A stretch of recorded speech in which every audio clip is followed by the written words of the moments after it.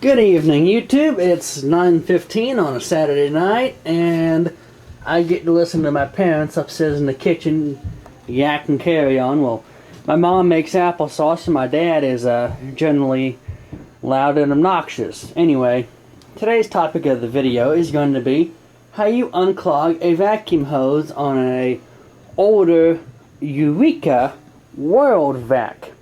Only tool you need is a T10 screwdriver, preferably a long shaft because you've got to get down in the plastic housing pretty good.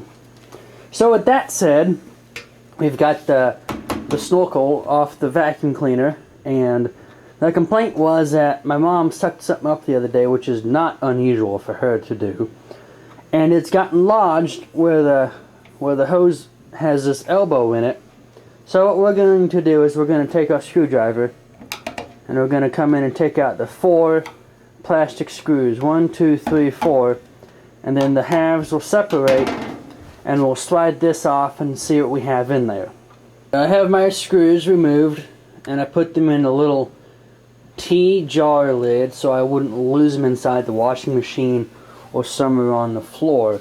So now that you have your 4 screws removed, like I said, these halves are going to separate. There's the one half. And then there's the other half, and then this guy, being mindful of those 2 wires right there, just pulls straight out. So we've got that out. Now let's see what is in our vacuum cleaner hose.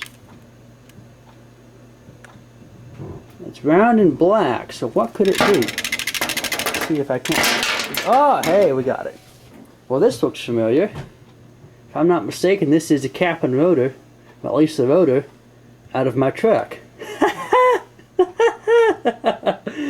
So that was what was plugging up the vacuum cleaner for my mom. That's what she sucked up.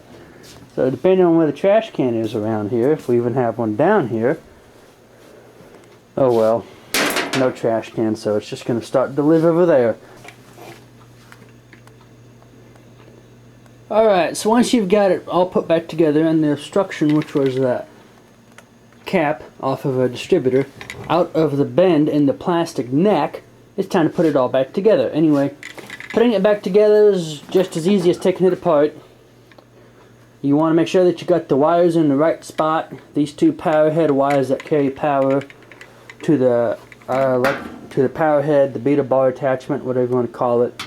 Then you want to make sure that this power cord is wrapped around correctly and in the proper little cutout in the plastic for it. And once that's done, it's time to put it all back together. So if I can wrestle with this thing good enough, I'm going to slap the plastic piece on. Probably going to, well, it's going to take 2 hands because it won't fall off the washer. What, we must be having an episode of friggin' musical chairs upstairs. I'm obviously going to have to file a complaint with the management around here. Anyway, I have this guy put all back together. The little pigtail is in the proper cutout in the plastic. I've got my screws tightened down. Now, since you're going into plastic, they don't have to be killing tight. This screw down here is already starting to show the signs of being stripped out a little bit, because my mom likes to plug up her vacuums on a regular basis. So yeah, that was a video on how you unplug a vacuum hose on a Eureka World Vac. And stay tuned for a video coming tomorrow, Sunday, where I talk about the park safety neutral switch on my 88 LeSabre, because it failed on bizarre Furhead, or it's misadjusted, but the car would not start for him until I slammed it into neutral and it cranked right up. So I'm gonna dive into that tomorrow. Oops, I missed that. So until next time, this is Keykeeper signing off.